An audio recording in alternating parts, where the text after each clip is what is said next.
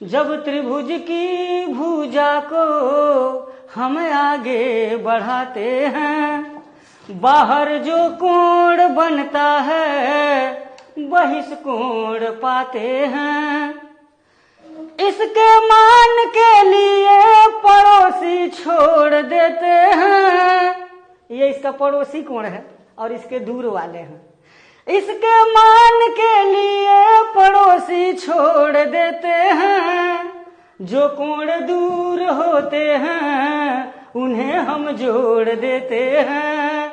जो कोण दूर होते हैं उन्हें हम जोड़ देते हैं। कोई बात अगर कहा जाए, सीधे अगर कह दिया जाए तो उतना प्रभावी नहीं होता है जी, लेकिन उसको अगर कविता के माध्यम से या संगीत के माध्यम से बता दिया जाता है का ध्यानाकर्षण हो जाता है जी। और जिस मुद्दे पर, जिस टॉपिक पर ध्यानाकर्षित हो जाते हैं वो उनको समझ में आ जाता है। तो यहाँ एक त्रिभुज का बहिष्कोण है, ज्योमेट्री का एक टॉपिक है। ये त्रिभुज ABC है और इसकी भुजा को अगर हम आगे बढ़ा देते हैं, कोई भी भुजा, तो यहाँ बाहर जो कोण बनता है इसी को बहिष्कोण कहा जाता है, exterior angle of A triangle. इसके पास में जो कोण बनता है इसको छोड़ करके यह कोण और ये कोण, इन दोनों कोणों को जोड़ देते हैं तो बहिष्कोण आ जाता है। अगर सिद्ध करना चाहें तो मैं सिद्ध, अगर मान लीजिए यहाँ पर मैं नाम रख दूं angle 1, angle 2, angle 3 and angle 4, तो कोण 1 धन कोण 2 बराबर हो जाएगा 180 अंश, समीकरण नंबर 1। और ये भी हम जानते हैं कि किसी त्रिभुज के तीनों अंतः कोणों का योगफल 180 अंश होता है।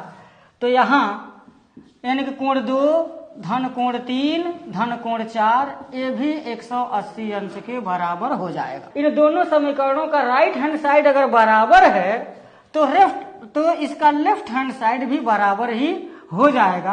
अर्थात कोण 1 धन कोण 2 बराबर कोण 2 धन कोण 3 धन कोण 4, और कोण 2 से कोण 2 कैंसिल होगा तो कोण 1 बराबर कोण 3 धन कोण 4 हो जाएगा। ये जो बहिष्कोण आया है उसकी जो वैल्यू होगी वो त्रिभुज के इस कोण को छोड़ करके ये जो दूर वाले जो कोण हैं उन्हीं को हम जोड़ देंगे तो मान निकल जाएगा। थोड़ा सा इसमें गुनगुनाऊंगा।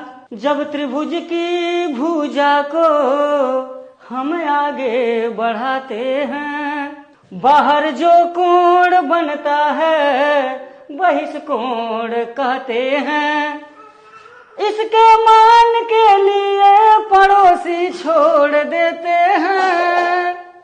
जो कोण दूर होते हैं उन्हें हम जोड़ देते हैं।